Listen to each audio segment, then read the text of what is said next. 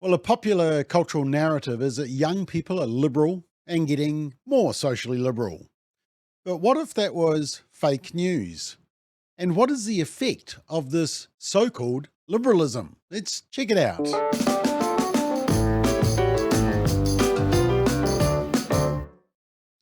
So, according to a report in The Hill, 12th grade boys, so that's year 13 here, it's about 17 to 18 years old.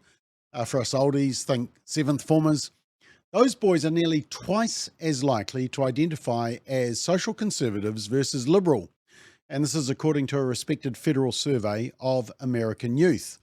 Now, in annual surveys over the last 3 years, roughly one quarter, between 23 and 26%, you can see there in the red line, of high school seniors self-identified as conservative or very conservative on the Monitoring the Future survey, which is a survey that dates back to the 1970s. Only 13% of boys identified as liberal or very liberal in those last 3 years. Now, the figures represent a striking shift in the political views of boys as recently as the late 2000s. You can see there, liberal boys occasionally outnumbered conservatives. You can see that just in the middle of the graph, where the blue is above the red briefly, and also briefly in 2009. Here's what a psychotherapist told Fox News. I mean, you look at everything, all the messaging in society, it's sort of like, everything is about advancing women, minorities, and so forth. And young men, young boys are kind of being left out. They're sort of being left behind. And then you have politicians out there saying, like, the number one problem in America is white men and things of that nature.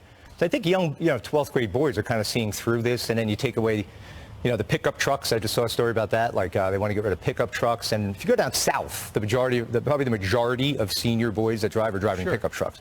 So it's sort of like, all right, we're creating this idea that if you're a male, that there's something wrong with that and that you're bad. Well, yep. And so it seems that high school boys do not want to be considered liberal. Liberal identifying boys have been an ever falling trend since the study's first numbers in 1975.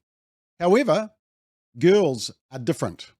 The share of 12th grade girls who identified as liberal rose from 19% in 2012 to 30% in 2022. Only 12% of girls identified as conservative in last year's survey, it's surveys administered by the University of Michigan.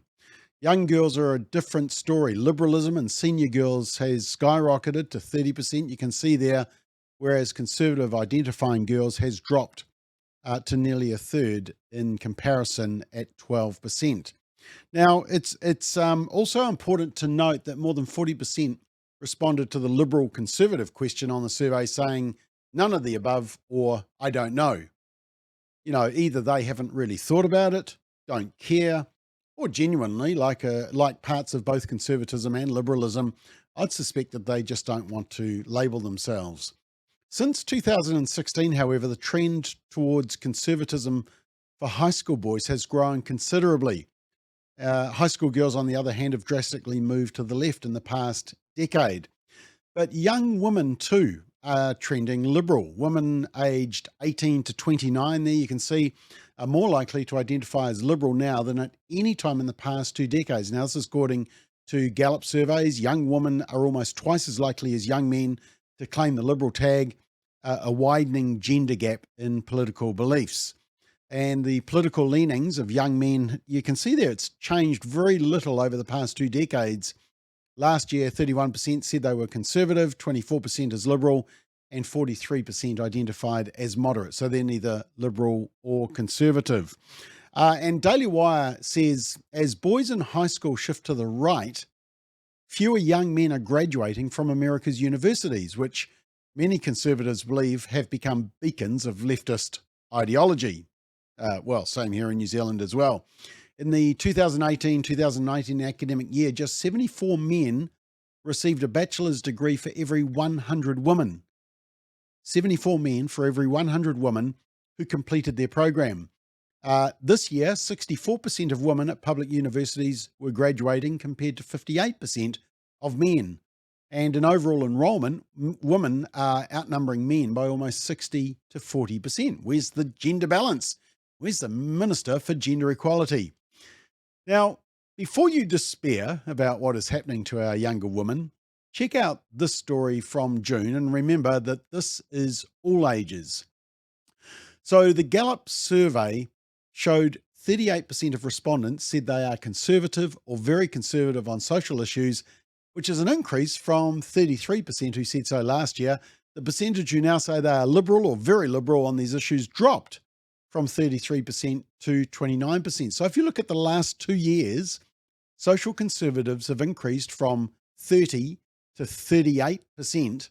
Social liberals have dropped from 34% down to 29%.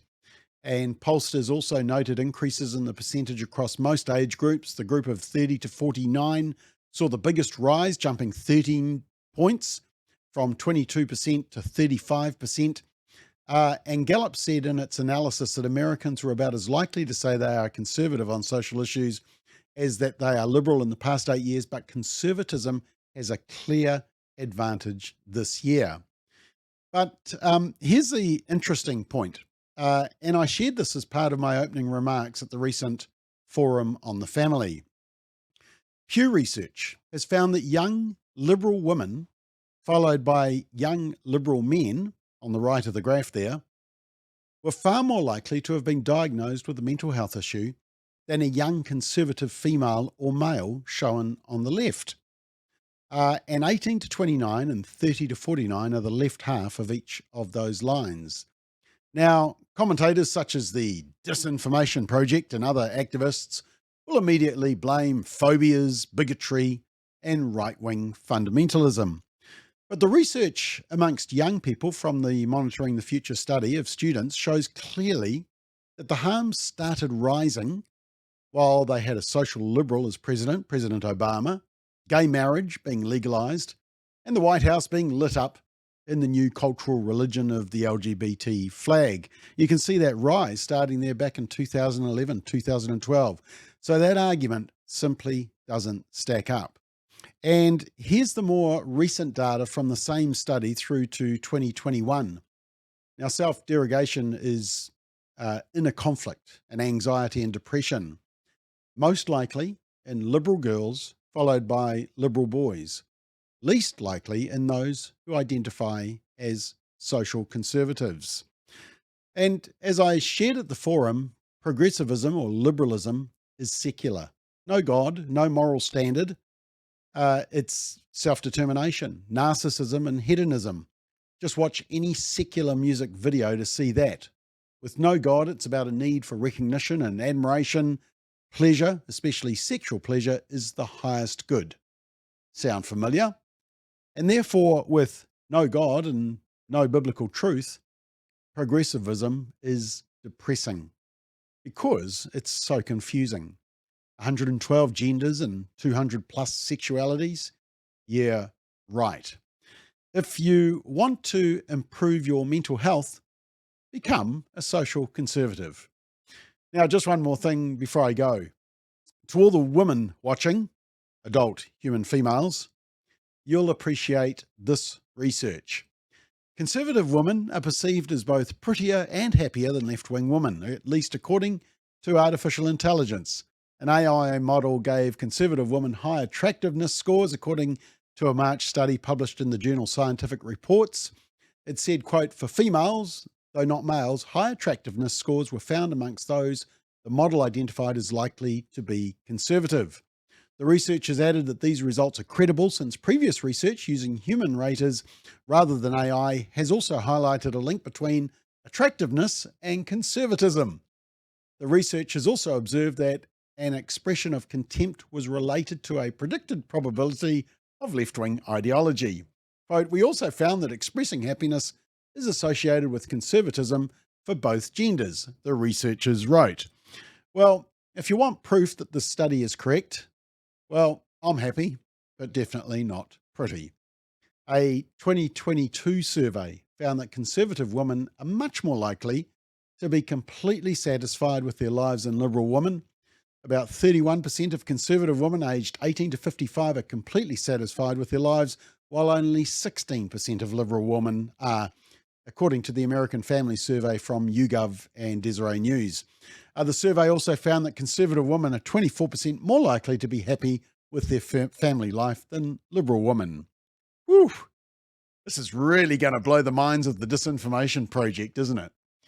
Bottom line, team, if you want to be healthier, happier, and have better mental health, become a social conservative.